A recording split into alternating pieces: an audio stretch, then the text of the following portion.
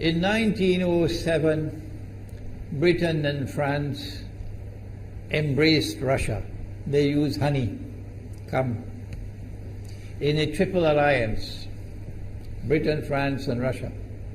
And the honey that they used to trap Russia was that if we win the war that's coming with the Ottoman Empire, you will get Constantinople, which is what Russia wants. But they promised Russia one thing through the front door, and they took it back through the back door, like what they did to the Arabs. These are people with PhDs in deception. If they tell you that the sun is shining, don't believe them. Go outside and look up in the sky, see whether the sun is shining. When the Russian army had fought in the First World War and had suffered the most losses, the brunt of the kill were Russians. And they were now winning the war. And the Ottoman Empire was collapsing. And the Russian army is only an arm's length away from Constantinople. They don't want Russia to get Constantinople. No. So what did they do? Russian Jews organized and executed the Bolshevik Revolution, which overthrew the Russian monarchy. They killed the Tsar and the whole family, overthrew the government, and took Russia out of the war. So the Russian army had to stop in its tracks and could not go to Constantinople. In other words, the Russian Jews stabbed Russia in the back. They did more than that. They brought communism. Communism is not Russian. These dum-dums don't understand that. Communism was created to destroy Russia. Why don't these dum-dums understand it? Communism is not Russian. Communism was created to destroy Russia, to destroy the Russian Orthodox Church. So they brought communism in the Soviet Union. And for the next 60, 70 years, this Zionist-created entity called the Soviet Union waged war on religion, waged war on the Russian Orthodox Church, killed the priests, closed down the monasteries and churches and so on. 60, 70 years. And then, when the appropriate time came and Israel came into being, it is this same Soviet Union which opened the doors for millions of Russian Jews to now migrate to Israel. If you go to Israel today, you might believe you're in Russia. So many people speaking Russian. These are the Russian Jews. And then the Soviet Union, 6 years after Israel came into being, did something strange and mysterious. Crimea is Russian territory. Crimea is a part of Russia. The Soviet Union decided to give Crimea as a gift to Ukraine. Why did they do that? The historians don't tell you. So let Imran tell you. They gave Crimea to Ukraine in order to stab Russia in the back one more time. Because if Russia loses Crimea, it will enhance Israel's security.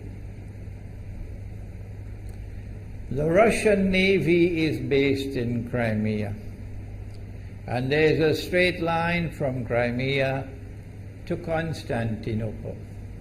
To get out of the Black Sea and to get into the Mediterranean Sea, you got to pass through the Bosphorus.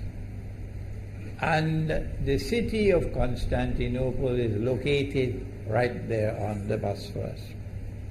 So they gave Crimea as a gift to Ukraine. They never bothered to consult the people of Crimea and get their consent. No. They never bothered to seek the permission of the Russian people. No. But Washington doesn't want to hear that. The foolish man who now sits in the White House of the United States, the foolish man who would like to pretend that he's a man of wisdom, he doesn't want to hear. But what are the rights of the Russian people? Were they not violated? Do they not have the right to correct Iran and recover the territory which was unjustly taken away from them on Israel's behalf? Obama doesn't want to hear that. It's inconvenient for them. But in this masjid, we will expose whether it's convenient to you or not. They did more than that. Not only did they give Crimea to Ukraine, but earlier on they gave eastern Ukraine. Eastern, part of the now eastern Ukraine was Russian. It was Russian. And the Soviet Union gave it as a gift to Ukraine. Why is it being given to Ukraine? Answer is that when the proper moment comes, the same people who brought the Soviet Union into being now have a method by which they can cause it to collapse. The method that they're using now in Venezuela, popular demonstrations, they did it in Egypt, they did it in Tunisia. They are masters of that. They did it with the Soviet Union. I used to think that the Soviet Union collapsed because of Allah's kindness. But I was wrong. No, it was the Zionists who brought down the Soviet Union because they didn't need it anymore. Like tomorrow they wouldn't need you anymore, Saudi Arabia. And they wouldn't need you anymore, Islamabad. When will you understand that? They'll just throw you to the dogs. You served them long enough. So they brought down the Soviet Union. Why? So that Ukraine might emerge as an independent state. That's danger for Russia. They prepared the way. And now Ukraine emerges as an independent state. So the rope is around Russia's neck now. And from that day, when the Soviet Union collapsed, until yesterday, the relationship between Russia and Ukraine was always problematic. But the people of Ukraine still had the good sense and wisdom to appoint a government that was pro-Russian. The Zionists decided it's time for us to use our, the street demonstrations. And last October, November, December, the world witnessed Caracas all over again. And eventually, the Zionists got what they wanted. You have the money, and you can send in your special people, snipers who will kill, and so on, throw petrol bombs and so on. And eventually they got what they wanted. They created enough havoc. May Allah protect Malaysia from that. Ameen. Ameen. And the president of Ukraine fled. He's a democratically elected according to your method, Mr. Obama, according to your system. He's a legally elected president of Ukraine. And he had to flee.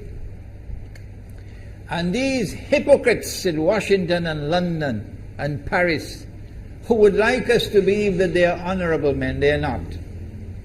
Instead of standing on the side of the legally appointed president and demanding the rule of law, they all showed their colors as hypocrites in immediately recognizing the new government in Ukraine.